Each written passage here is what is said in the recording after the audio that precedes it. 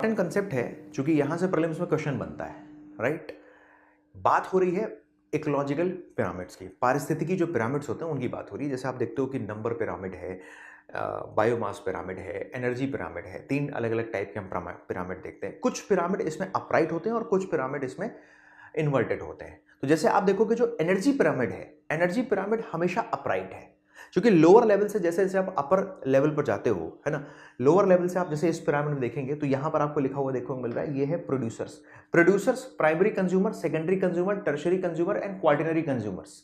ठीक, इस पूरे सिस्टम में जो लैंड एरिया में जो पिरामिड आपको देखने को मिल रहा है, जैसे आप ऊपर जाते आ रहे हो एनर्जी रिड्यूस हो रही है। अगर यहां पर मान लीजिए 1000 kg एनर्जी है तो 1000 से फिर यहां पर आके हो जाएगा आपका 100, 100 से हो जाएगा आपका 10 और 10 से हो जाएगा ऊपर जाके 1 kg of energy. Energy reduce होगी, ठीक, एनर्जी रिड्यूस होगी। साथ साथ ऊपर जैसे जा रहे हो तो जो बायोमास है, ध्यान रखिएगा, ये जो मैंने यहां पर लिखा हुआ है बायोमास, बायोमास भी दोस्तों रिड्यूस हो रहा है।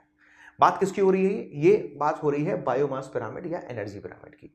लेकिन अगर यही बायोमास पिरामिड अगर मेराइन इकोसिस्टम में है तो ये इन्वर्टेड होगा। यही बायोमास पिरामिड अगर आप मेराइन इकोसिस्टम में देखोगे तो ये आपको इन्वर्टेड मिलेगा।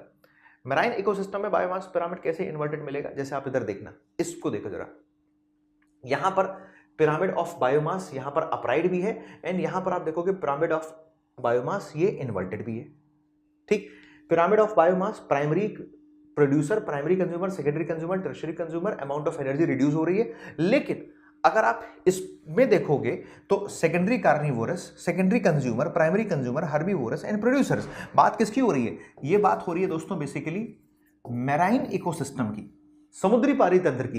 जैसे आप इधर भी देखोगे, थोड़ा सा इधर फोकस करना, इधर पे टर्शरी कार्निवोरस, इधर देखो, tertiary carnivorous means big fishes large number, उसके बाद कार्निवोरस स्मॉल फिशेस उससे थोड़ा सा कम, और उसके बाद हर्बीवोरस दैट मींस इंसेक्ट्स की बात हो रही है, उससे और भी कम, और सबसे लास्ट में फाइटोप्लैंक्टन्स। इधर देखो सबसे लास्ट में फाइटोप्लैंक्टन। इसलिए ये इकोसिस्टम आपको कैसा दिखाई दे रहा है? ये इन्वर्टेड है। एक इकोसिस्टम और आपको दिखा देता हूं जिसको हम बात करते हैं दोस्तों नंबर पिरामिड्स की। यहां से भी क्वेश्चन बनता है, number pyramid is not always upright. Upright भी हो सकता है और इन्वर्टेड भी हो सकता है।